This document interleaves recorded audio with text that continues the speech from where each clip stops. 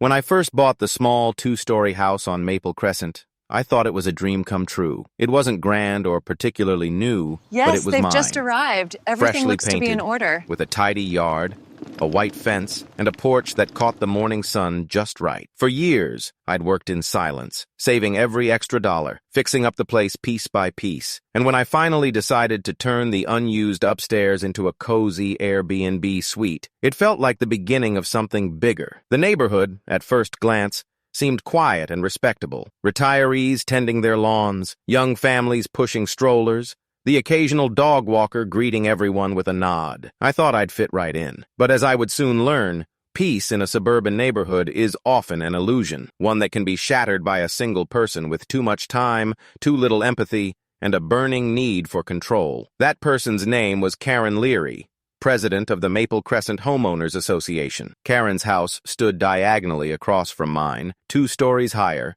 with a perfectly trimmed hedge shaped like a swan. Her car gleamed as if washed daily, and her blinds were always half open, tilted downward just enough for her to spy on anyone who walked past. She liked to remind everyone, both in person and in writing, that she set the standard for the neighborhood. And unfortunately, she seemed to take personal offense to anything that didn't fit her definition of perfection. For the first few weeks, things were calm. My first Airbnb guests were polite, a young couple visiting family nearby, then a business traveler who left the place spotless. I thought it was going smoothly, but then the notes started appearing. At first, they were subtle, anonymous slips of paper tucked under my door. Parking rules exist for a reason. Guests must be registered with the HOA. Short-term rentals are not in the spirit of the community. I ignored them, assuming some neighbor was being overly cautious. But when the third note came printed, laminated, and signed with Karen's name, I knew the piece was over. Karen's first official complaint arrived in a bright white envelope marked urgent. Inside, she cited several supposed violations: noise disturbance,